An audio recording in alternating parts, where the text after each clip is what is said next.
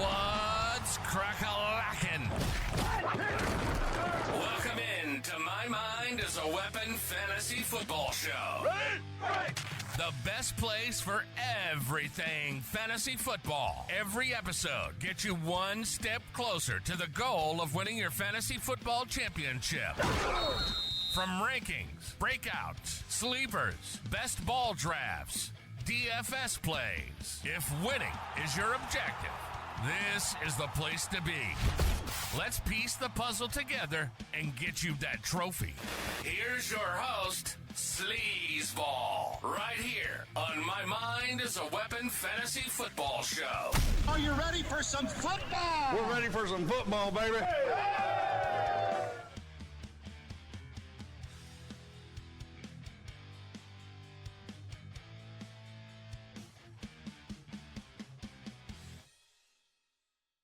Welcome into episode 23, everybody. What's crack-a-lack-a-lack-a-lack-a-lackin'? Today, I'm going to be going over my top 10 tight end sleepers.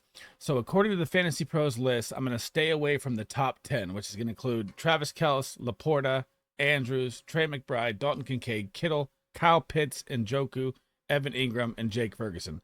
That's where I cut off the sleeper list right there. So I'm not going to talk about those guys. I absolutely love all those guys, so let's not get that twisted. This is for if you're going to build your roster around not taking a top tight end.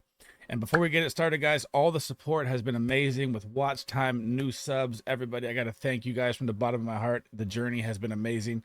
And make sure you smash that sub because all the shows coming soon. I'll be start sit-ums, ranking shows. I'll go over roster trades with you guys, everything. And let's get it started here, guys. Let's dive into it right now. The first tight end I want to talk about is rookie phenom Brock Bowers, who fell to the 13th pick to the Las Vegas Raiders, and they were like, damn, I'm just going to take the best overall. They didn't even expect this guy to fall this far. Now, to start off, like I said, he probably is the most generational talent out of tight end in Georgia, and who knows how long. I mean, you could go back for years and years and years. He's one of the top, right? Now, the Raiders last year literally targeted the tight end position at the second lowest rate in the NFL, which had me worried, right? So if you follow my content or Twitter or everything, about a month ago, I was like, man, they only targeted him at 72 times on the season, which they even drafted Michael Mayer, which seemed really weird to me, right? And then you get Luke Getsy to come in as the offensive coordinator this season. And man, this man loves his tight ends. You got a glimpse of it on the first preseason game. He played 9 of 14 snaps in double tight end sets. Michael Mayer may even have some sneaky value here, but I'll get to that way later in different videos. But here's what was just so intriguing to me of why now I am on and in on drafting Brock Bowers at his ADP. So you saw the first preseason game, right? He played 11 snaps, all with the first team offense, right? But he didn't just play tight end. He played 5 inline snaps at tight end. He played 3 snaps in the backfield as a running back. He played 2 wide out sets as a wide receiver, and he played 1 in the slot. So they are just giving you a taste of how they are going to use Brock Bowers. And you know you're going to have Devontae Adams drawing the double still. I don't care if people say he's old. He's still one of the best in the league. You're going to have Jacoby Myers. You're going to have Michael Mayer. This offense is actually going to be there. And if they just let Gardner Minshew start, he will sling the rock to him. And I love, love, love Brock Bowers at ADP 95 value. The second tight end you should be targeting, and actually one of my favorite to look at here when you're going for ADP and say you punt tight end early and miss out on the first 10 or 11 guys, right, is Dallas Goedert. He's currently going off the board at ADP 111. Last season finished his tight end 15, 59 receptions, 592 yards, 3 touchdowns. Did have his 4-game missing injury. He always has that little scare of injuries. But now you get to enter Kellen Moore as the offensive coordinator. Now, Saquon Barkley is also in the backfield. But what does Kellen Moore bring to the Philadelphia Eagles that they haven't had? Some tight end production. Look at Jake Ferguson last year and what Kellen Moore did with him there. He was not only the leading tight end in red zone targets with 24, he was 4th in the NFL overall total in red zone targets. Now, he also brings in a fast-paced offense, which has been a top 3 play per game offense every single time he's been the offensive coordinator. Now, you have A.J. Brown, Devonta Smith, probably going to draw most of the attention, right? And they have to worry about Saquon Barkley in the backfield. You cannot tell me that Dallas Goedert is not going to be running free this season. And I firmly believe that Jalen Hurts was playing kind of hampered last year. You could see that he wasn't moving the same. He wasn't throwing the same. This offense is going to be absolutely electric this year, and Dallas Goedert is not being drafted like it. This man is one of my favorite tight ends to build my roster around if I wait, through 10, 11 tight ends. The third tight end that has fallen into sleeper tight end category is absolutely crazy because it's TJ Hockenson, and yeah, he got hurt at the end of the season last year and is going to be on the PUP for probably 6 to 8 weeks, but I'll get to that later in this clip right here, okay? So last season, he was tight end 4, 95 receptions, 960 yards, 5 touchdowns, insane volume, right? We know that J.J. McCarthy is out. Sam Darnold is the quarterback, okay? So the high risk, high reward is not really there with him now because this pick is so late in drafts. You're getting this in the 10th or 11th round, right? So you already have your roster filled out. This is just the danger pick, right? And I'm going to explain it like this. So the Vikings, are they really going to be in contention this season? Look at their first 6 games of their schedule. They could be 0-6. They go through an absolute gauntlet through the first 8 weeks, right? Their bye hits in week 6. They say that TJ Hockenson is going to be out 6 to 8 weeks. Let's say they don't ramp him up to like week 10, right? And say they're 2-8. Are they really going to throw him out there? This is like the danger pick to me, but it does have huge upside if he plays, right? So, I mean, you have to kind of look at it as, do you want to take the risk in your drafts when there, could be possible league winning value in round 10 or 11 right there? That does happen. You can't just say league winning value doesn't happen. It happens everywhere. But honestly, if I'm reading some reports even say that he's not going to be back to the playoffs. So it's like 50-50 all over the board.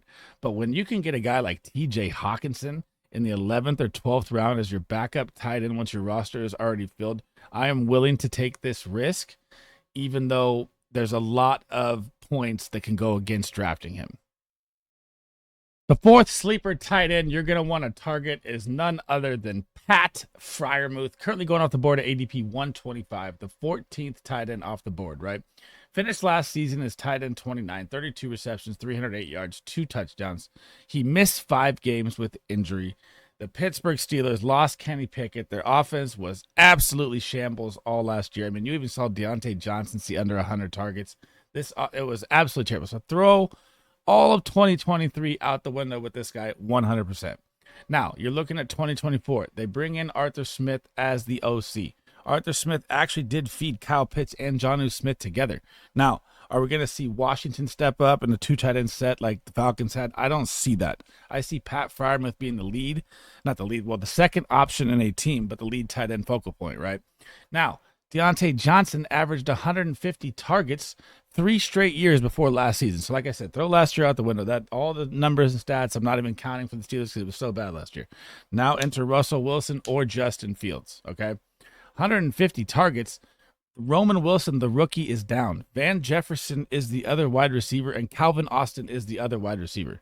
This is going to be Pat Freiermuth, George Pickens' show through the air. Obviously, Jalen Warren will see some catches out the backfield, but this is going to be one of the best smash values that you can get in the 12th round at tight end. He just needs to stay healthy. He's been healthy every time before last year. So that was his first injury. So don't look at it like he has a long injury history. He does not. I can see Pat Freiermuth seeing over 100 targets and 80 catches this year.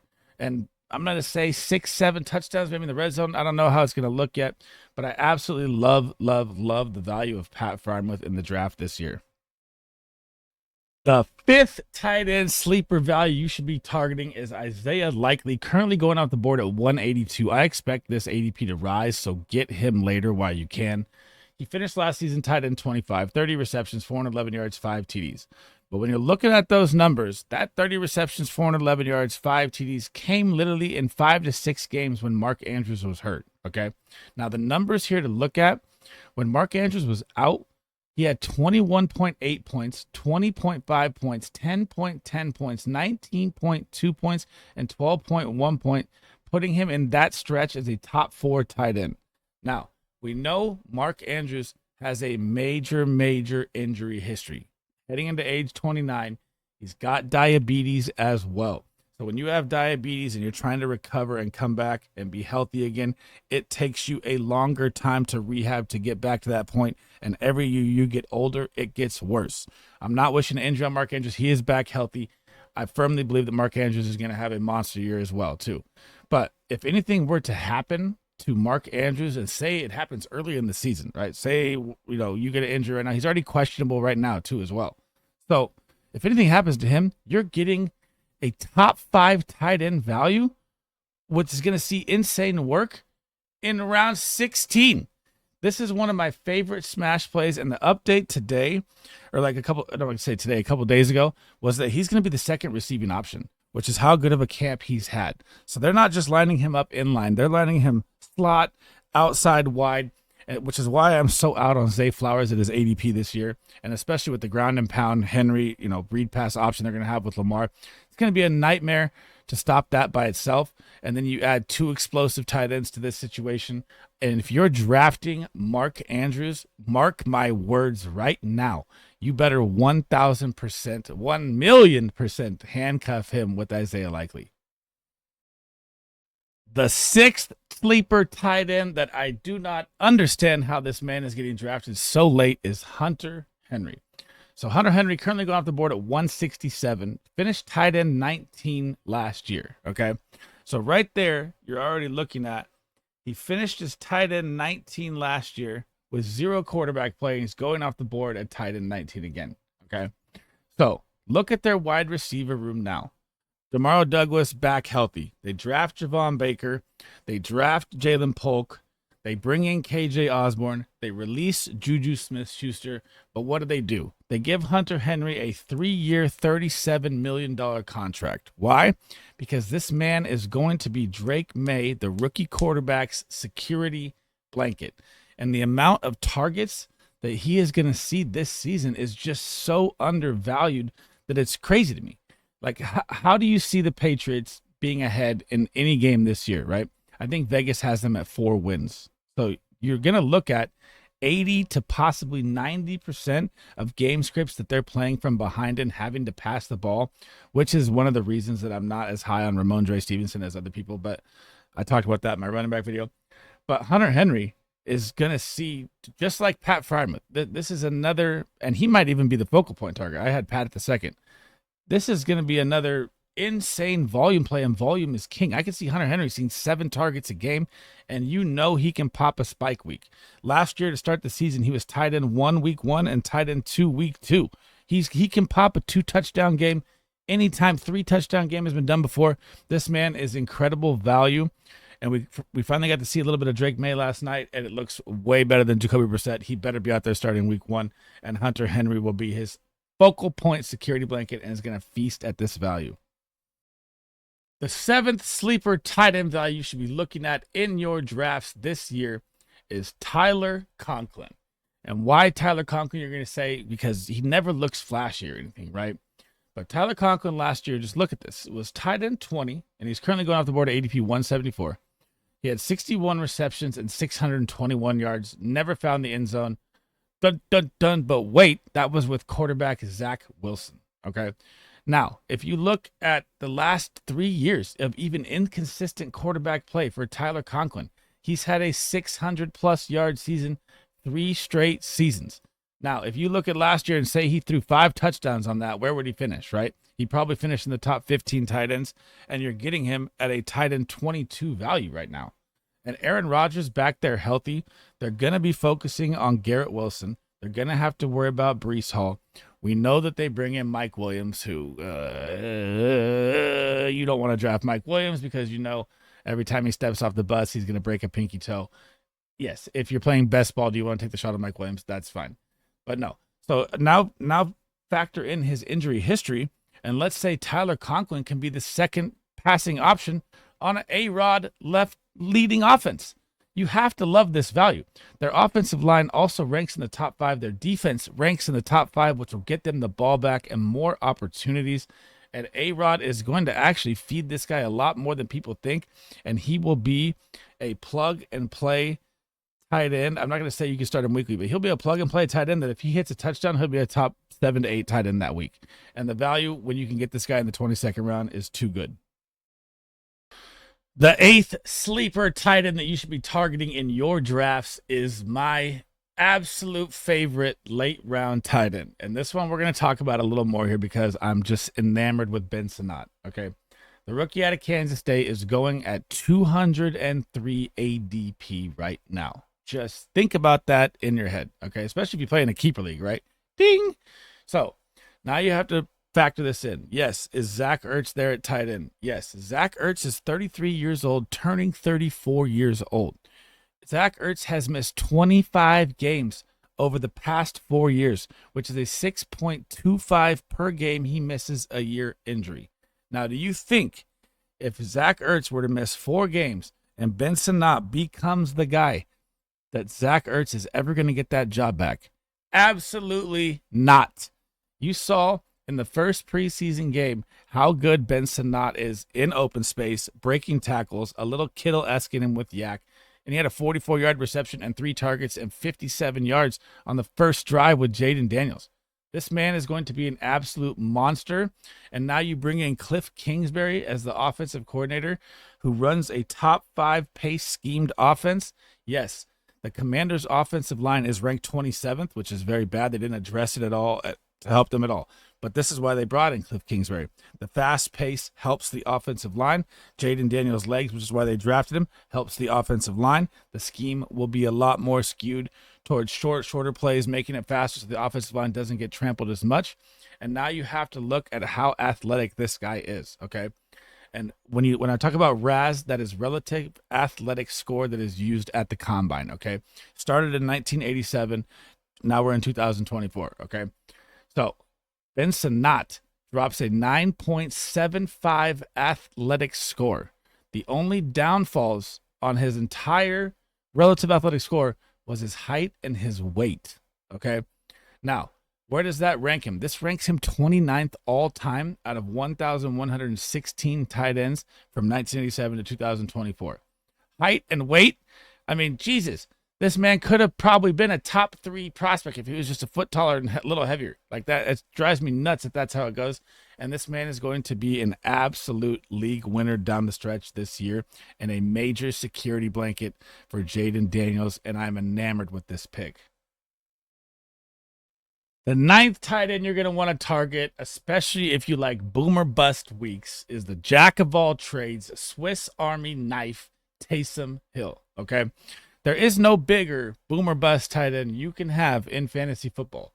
But if you're playing best ball, he's one of my favorite targets. Now, so the Saints offensive line ranks dead last, 32nd in the NFL. It is very, very bad, okay? So that's why Alvin Kamara only rushed for 5 TDs last year. And you're going to probably see Taysom and maybe some Jamal Williams at the goal line this year, which you have to love if you're drafting a tight end at position, right? Still finished tight end 10 last year, only with 33 receptions, 291 yards, 2 touchdowns. But you know that he's going to get the rushing work, right? So the camp reports right now, which are insane to me that this guy's still this old and they're still rocking these reports with him, is that they've been using him all over the field. Inline, slot, X, Y, backfield. That's just absolutely crazy to me and great value that you can get. It just depends on if he can hold up. You know, he's turning 34 this year, but if he has one more crazy Taysom Hill, jack of all trades, I'll do it all kind of thing, you're going to love it, right? Now, if you saw preseason game 1, right, if you took a little look at the Saints and their matchup versus the Cardinals, he literally played every snap with the starters. Did not come off the field. I know that Juwan Johnson is out there with an injury, so we don't know how, he may be back week 1, could change things up, but they're still going to use Taysom Hill all over the place, all over the field. And I mean, for me, it's very risky for me in, real redraft leagues with your boys and stuff like that. I love it in best ball, but it's always that scary start, but it's always that start. If you don't make it, it's going to kill you, right? And if you're playing against him, it's going to kill you. But it's kind of, how do I explain it in a way that I'm like, do I want to take the risk on this guy? Yes. At this value, I would take the risk. And I like having him on my team to protect it from other players against me because I don't want to go against him, right? He's one of those players you don't want to go against because he may drop 25 on you at tight end, which could kill you. So that's the strategy I kind of look at with Taysom Hill, and I like targeting him at his value. Last but definitely not least is Jonnu Smith. And this is one of the most intriguing end of your draft tight end picks you can get to build your roster. And this is one of my favorite picks. Say I'd take, Pat Freiermuth or whatever. I take a tight end early. This is my second favorite tight end to have. And let me explain why. So last season, if you watched the Miami Dolphins at all, Durham Smythe was out there. He was the number one leading route runner from weeks 1 to 7 at 97 percentile. But what happened? He's just running wind sprints, man, because it was the Tyreek Hill, Jalen Waddle show, and he doesn't create much separation. He's more like a blocking tight end that's out there as a decoy that doesn't really decoy anything, right? So now if you look at Jonnu Smith's last season, he was tied at 17, 50 receptions, 582 yards, and 3 touchdowns. And that was with Kyle Pitts. Like I said with Arthur Smith and why I like Pat Freiermuth so much, that was their offensive coordinator at the time. He held both these tight ends to a medium standard, right? Not one of them popped off. But now you're going to get him in a Miami Dolphins offense where he's way more electric than Durham Smythe, let's be real. And now Tyreek Hill is going to draw the doubles. Jalen Waddle will be the second coverage guy. You got to worry about Raheem Mostert, Devon Achane in the backfield. This man is going to be running free all season, and he's going to pop big bombs. And you just saw in camp yesterday that he gets 3 explosive catches down the sideline. He is here for the show and not being drafted like it at all because everyone is scared of a Miami tight end because of what happened last year. And if you listen to Mike McDaniel on the Coach Speak Index, shout out to them on Twitter. If you don't follow them as well, you should. He talks about how they didn't use tight ends last year and how they're going to integrate Jonnu Smith more into the offense this year. And this man's being drafted as literal tight end 25 that you can get for free.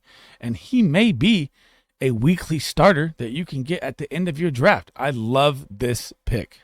That is the end of episode 23, my top 10 tight end sleepers to draft outside of the top 10 tight ends overall to help you build your roster to win a championship this season. Now, if you guys have any questions, tight ends of your own that you think that should be more thought of, drop them in the comments. I'd love to debate it with you. And as always, guys, all the support has been absolutely crazy. Like I said, since at the beginning of the video, since starting My Mind as a Weapon podcast, the shows, everything, all the support has been unbelievable. Thank you, guys. Make sure you smash that like and subscribe. My next video is going to be my running back sleepers outside of a certain ranking. I haven't picked what number I want to use yet, but you're going to want to listen to that one. And I'll catch you guys in the next one, man. SleezBall out.